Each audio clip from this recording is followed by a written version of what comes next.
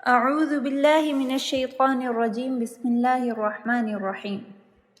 جیسے ہی اللہ سبحانہ و تعالی نے آدم کو روح بخشی تو تمام فرشتے سجدے میں گر گئے، اور اس منظر کے سامنے آدم علیہ السلام نے آنکھ کھولی۔ اب یہ بات سمجھ لیں کہ فرشتوں کا یہ سجدہ عبادت کے لیے نہ تھا، بلکہ یہ سجدہ تعظیمی تھا جس کا حکم اللہ سبحانہ و تعالی نے فرشتوں کو دیا تھا، اور سجدہ تعظیمی پرانی قوموں میں بھی رائج تھا، جس کا پتہ ہمیں یوسف علیہ السلام کی کہانی سے بھی چلتا ہے۔ معاذ ابن جبل ایک دفعہ شام کے سفر سے واپس آئے تو انہوں نے واپس آ کر نبی صلی اللہ علیہ وسلم کو سجدہ کیا۔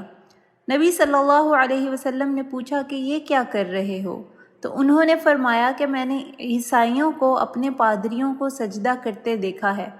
تو نبی صلی اللہ علیہ وسلم نے فرمایا یہ سجدہ تعظیمی ہے جو کہ پرانی قوموں میں رائج تھا، لیکن اللہ سبحانہ و تعالی نے اب اسے ختم کر دیا ہے، اور اب وہ سجدہ جو تعظیمی ہو یا کسی دوسرے انسان کو احترام کی وجہ سے کیا جائے وہ حرام ہے، اور اب سجدہ صرف اللہ سبحانہ و تعالی کی ذات کے لیے مخصوص کر دیا گیا ہے،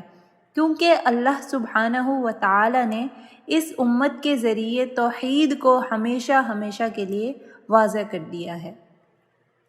تو آدم علیہ السلام کے سامنے تمام فرشتے سجدے میں گر گئے سوائے ابلیس کے۔ ابلیس وہیں کھڑا ہوا تھا، اور ابلیس ہی اکیلا وہاں پہ وہ شخص تھا جو کہ فرشتہ نہ تھا۔ اللہ تعالی نے فرمایا ابا واستکبر، کہ تم نے تکبر کیا۔ ابلیس نے تکبر اور حسد کی وجہ سے سجدہ نہ کیا، اور اس نے اللہ سبحانہ و تعالی کو جواب دیا انا خیر منہ، میں اس سے بہتر ہوں، خلقتنی من نار، تو نے مجھے آگ سے پیدا کیا، وخلقتہ من طین، اور تو نے اسے مٹی سے پیدا کیا، میں اسے سجدہ کیوں کروں؟ علماء کہتے ہیں کہ ابلیس وہ پہلا شخص تھا جس نے قیاس فاسد یعنی غلط موازنہ کیا، یعنی یہ موازنہ آگ کا مٹی سے غلط تھا، اور اسی وجہ سے ابلیس سب سے پہلا ریسسٹ ٹھہرا۔ سبحان اللہ، ذرا سوچیں کہ وہ سمجھتا ہے کہ کیونکہ اس کی تخلیق آگ سے ہوئی اسی لیے وہ بہتر ہے، اور اسی ریسزم کی وجہ سے اللہ سبحانہ و تعالی نے اس کا مقام گرا دیا۔ یہ جو سجدہ فرشتوں نے انسان کو کیا، یہ اس بات کی بھی نشانی تھا کہ فرشتے اللہ تعالیٰ کا حکم بجا لاتے ہوئے انسانوں کی خدمت کریں گے، اور ابلیس کو یہ بات قبول نہ ہوئی۔ ابلیس اس قدر حاسد تھا کہ اس نے آدم علیہ السلام کا جب ذکر کیا تو کہا رأیتک ھذا الذی کرمت علی،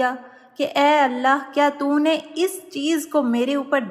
درجہ دیا، مجھے چھوڑ کر اس کا انتخاب کیا، یعنی وہ آدم کا نام نہ لے کر ان کی بے ادبی کر رہا تھا۔ جیسے ہم انسانوں میں جب دو لوگوں کی نوک جھوک ہو جائے تو وہ ایک دوسرے کو نیچا دکھانے کے لیے اس طرح کے صیغے نام کی جگہ استعمال کرتے ہیں، یعنی کسی کو بلٹل کرنے کے لیے پکارتے ہیں، میرا اس چیز سے کوئی مقابلہ نہیں۔ بالکل یہی صیغہ شیطان نے آدم علیہ السلام کے ساتھ استعمال کیا،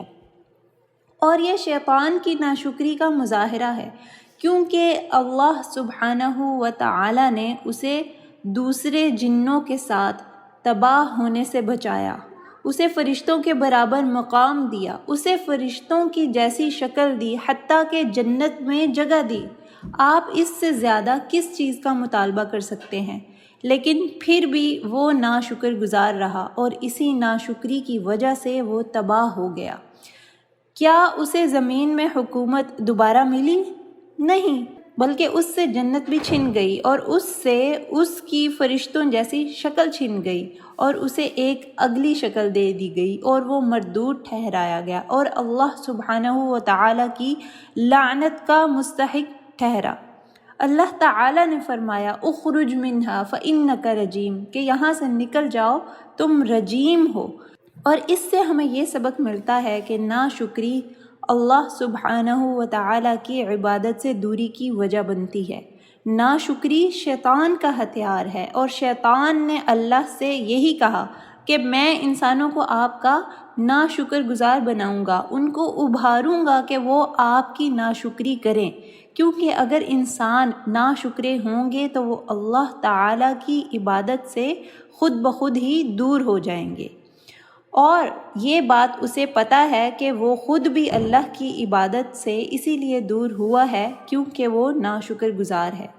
نبی صلی اللہ علیہ وسلم کی حدیث سے ہمیں پتہ چلتا ہے کہ ابلیس کو بھی ریگریٹس ہیں، لیکن صرف ریگریٹفل ہونا کافی نہیں، جب تک کہ آپ توبہ نہ کر لیں، اپنی غلطی مان کر اسے چھوڑ نہ دیں اور اللہ سبحانہ وتعالیٰ کی طرف رجوع نہ کر لیں۔ اگر ہم آج ایک عام انسان، ایک عام مسلمان سے یہ سوال کریں کہ کیا آپ کے خیال میں ابلیس کو کوئی ریگریٹ ہے، تو زیادہ تر لوگوں کا جواب نہیں میں ہوگا، لیکن نبی صلی اللہ علیہ وسلم نے فرمایا، اور یہ حدیث مسلم میں ہے، آپ صلی اللہ علیہ وسلم نے فرمایا کہ جب مسلمان اللہ کو سجدہ کرتا ہے تو شیطان کونے میں ہو کر رونے لگتا ہے اور کہتا ہے امر بالسجود، اس کو سجدے کا حکم دیا گیا، فسجد، تو اس نے سجدہ کیا، فلہ الجنہ، تو اس کے لیے جنت ہے، وامرت، اور مجھے حکم دیا گیا، فعصیت، اور میں نے نافرمانی کی، فلی النار، اور میرے لیے آگ ہے۔ سبحان اللہ۔ اس سے ہمیں پتہ چلتا ہے کہ رونا کافی نہیں ہے۔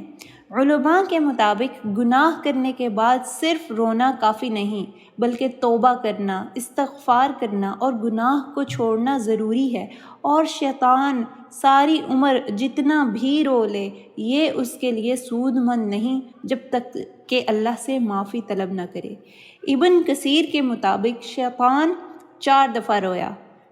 جب اس پر لعنت کی گئی، جب وہ جنت سے نکالا گیا، جب نبی صلی اللہ علیہ وسلم کی پیدائش ہوئی، اور جب سورۃ الفاتحہ نازل کی گئی۔ تو ہم بھی اللہ سبحانہ و تعالیٰ کی تسبیح و تحمید کے ساتھ اللہ سبحانہ و تعالیٰ سے دعا کرتے ہیں کہ وہ ہمیں اپنی برکتوں سے نوازے اور جنت میں ہمیشہ ہمیشہ کے لیے داخل کرے۔ آمین یا رب العالمین۔